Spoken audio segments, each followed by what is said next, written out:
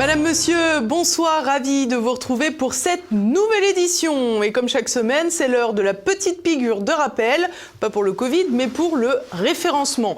N'oubliez pas de partager cette vidéo, de cliquer sur le pouce en l'air et puis bien sûr de laisser un commentaire. Au programme ce soir, retour sur la crise ukrainienne. Alors que Moscou a célébré en grande pompe l'annexion de 4 régions de l'est de l'Ukraine, les combattants de Kiev sont entrés dans la ville de Liman, près de Donetsk. Nous partirons ensuite au Brésil pour les élections, dont la présidentielle qui donnera lieu à un second tour entre Bolsonaro et Lula. Et puis pour finir, retour en France pour une page politique avec la rentrée de Nicolas Dupont-Aignan qui réitère son appel à une union des droites pour donner une dernière chance à la France. Des annexions contestées, mais par qui? Alors que 4 régions de l'Est ukrainien se sont majoritairement exprimées en faveur de l'annexion par la Russie, les Occidentaux condamnent les votes qu'ils jugent illégaux. Владимир Владимирович Путин, глава Донецкой Народной Республики. Денис Владимирович Пушилин.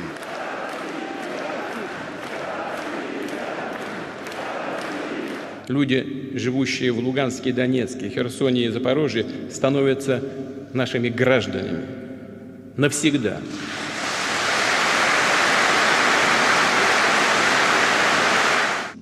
Они желают нам не свободы, а хотят видеть нас в колонии. Хотят не равноправного сотрудничества, а грабежа. Хотят видеть нас не свободным обществом, а толпой бездушных рабов.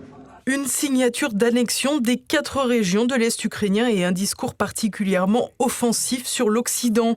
Vendredi dernier, Vladimir Poutine a décidé d'aller au bout de son idée en reconnaissant comme partie intégrante de son territoire les provinces de Donetsk, Lugansk, Kherson et Zaporijjia après l'organisation des référendums.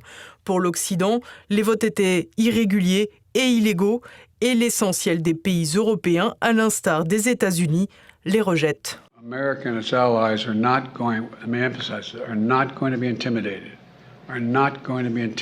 by Putin and his reckless words and threats. He can't seize his neighbor's territory and get away with it. It's as simple as that. And they're going to stay the course. They're going to continue to provide military equipment so that Ukraine can defend itself and its territory and its freedom, including additional resources that the Congress is going to give me today. Of $13 billion more. Malgré une déglutition difficile, Joe Robinette Biden a donc tenu à condamner la Russie tout en arrosant l'Ukraine d'un peu plus de dollars et d'armes. Une position de face à face qui n'ouvre pas la voie au dialogue et pousse même le président ukrainien à toujours plus de violence, même si son peuple est celui qui en fait le plus les frais. Ainsi, Zelensky a tout simplement appelé de ses vœux la mort du peuple russe. Який варто почути на всіх рівнях російської влади, поки ви всі не вирішите проблему з тим одним, хто все це розпочав, хто почав цю безглузду для Росії війну проти України, вас будуть вибивати по одному, роблячи цапами відбувайлами, щоб не визнавати, що ця війна є історичною помилкою для Росії. За цей тиждень українських прапорів на Донбасі стало більше. Ще за тиждень стане ще більше. Des drapeaux dans le Donbass, mais pas seulement. En effet, depuis le début de la guerre en Ukraine, un début qui remonte à 2014 et non à février dernier, le Donbass est une province autonome où les combattants de Kiev sont particulièrement actifs au détriment des populations locales, russophones et russophile.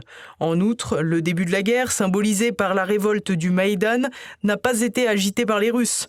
C'est davantage des ingérences étrangères venues d'Occident qui ont favorisé la montée d'une prétendue révolution de couleur, découlant ensuite sur les accords de Minsk que Kiev n'aura jamais voulu respecter.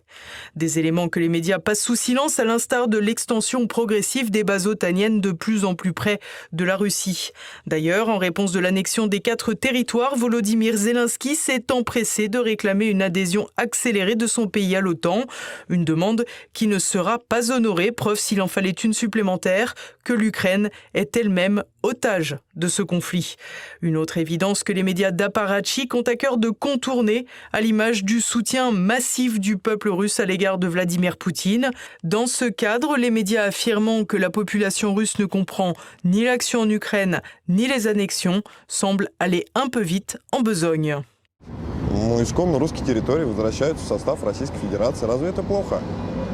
Раньше мы были одна общая семья, страна, Советский Союз. Не было разделения. Украинцы, белорусы. Мы были все русские. Все было прекрасно.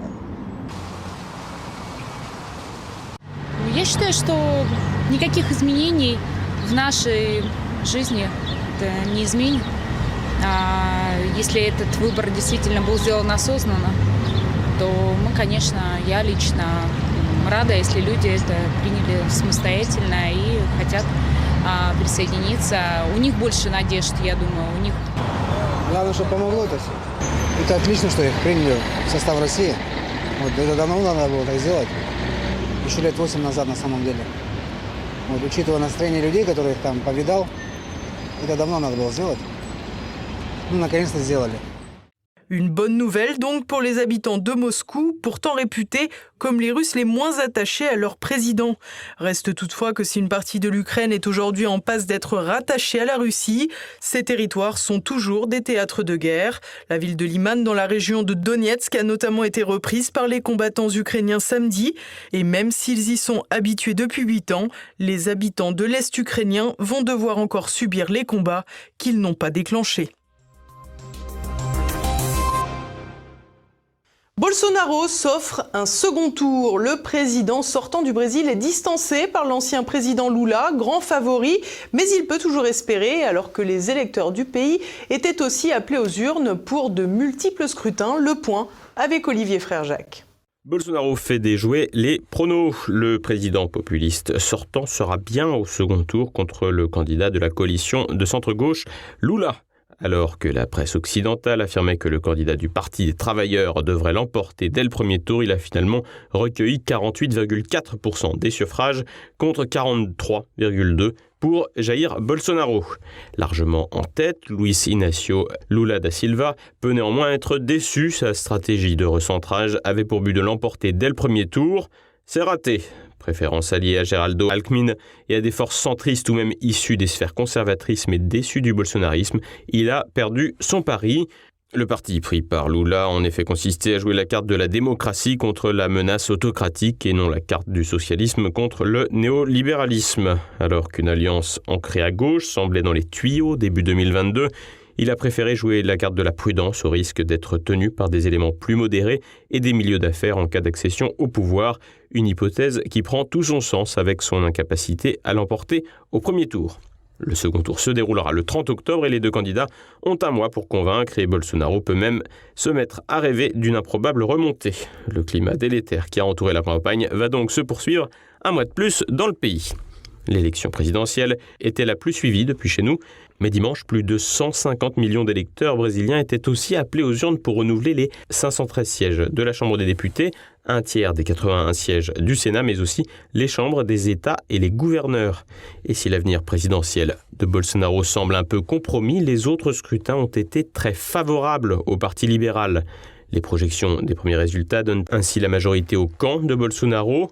Et sur les 27 sièges de sénateurs à pourvoir, 14 ont été pris par des partisans du président. Les anciens ministres du président sortant et les personnalités de premier plan ont été élus ou réélus avec succès.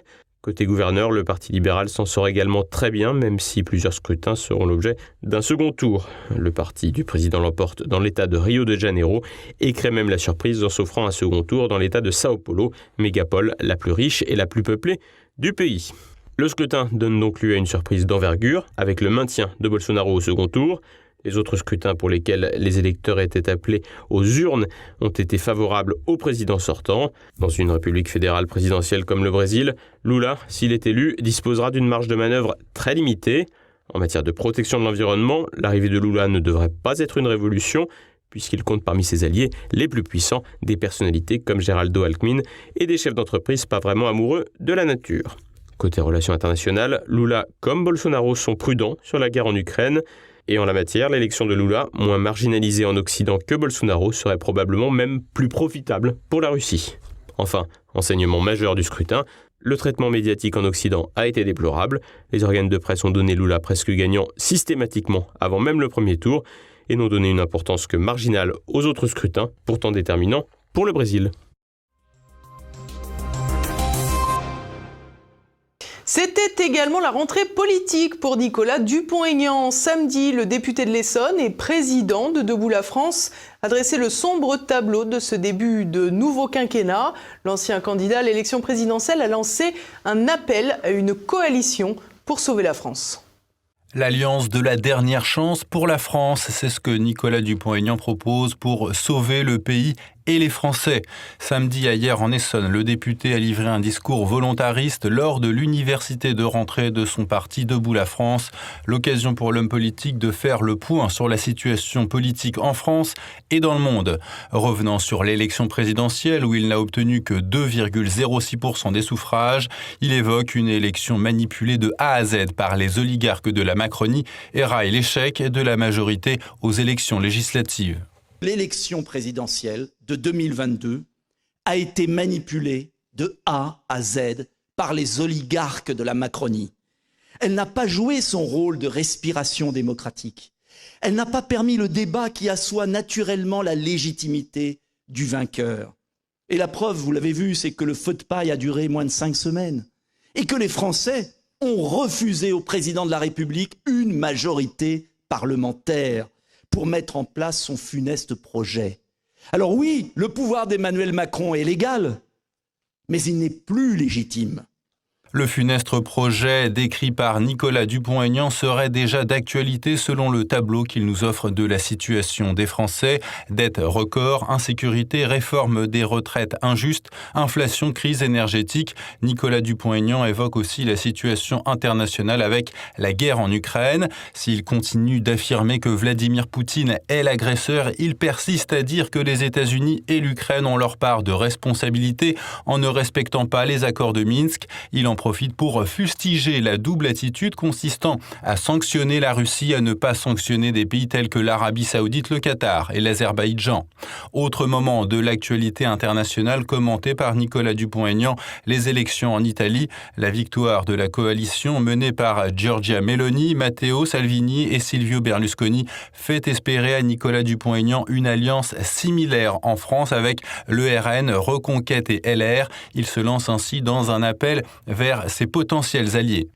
Alors oui, Jean Lassalle, Florian Philippot, Laurent Wauquiez, Marine Le Pen, Éric Ciotti, Marion Maréchal, Éric Zemmour, Michel Onfray, Rachida Dati, Nadine Morano, François-Xavier Bellamy, Jordan Bardella, tant d'autres.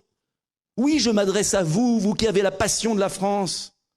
Franchement, droit dans les yeux, il y a moins de différence entre nous tous qu'entre Silvio Berlusconi, Matteo Salvini ou Giorgia Meloni. La seule différence, c'est qu'elle a gagné et que nous avons perdu. Des vœux pieux qui ressuscitent une nouvelle fois la fameuse union des droites. Problème aujourd'hui comme hier, chaque parti voit midi à sa porte. Nicolas Dupont-Aignan, seul député de sa formation, ainsi qu'Éric Zemmour, qui ne dispose d'aucun élu au Parlement, sont logiquement les plus enclins à plaider pour une union des droites et qui leur permettrait sans doute de franchir un cap inatteignable sans elle. Les partis mieux dotés ont quant à eux moins à gagner. Il n'en reste pas moins qu'en cas de dissolution, un véritable accord pour anéantir le poids du parti présidentiel à l'Assemblée devrait être un argument suffisant pour l'alliance de principe proposée par Nicolas Dupont-Aignan.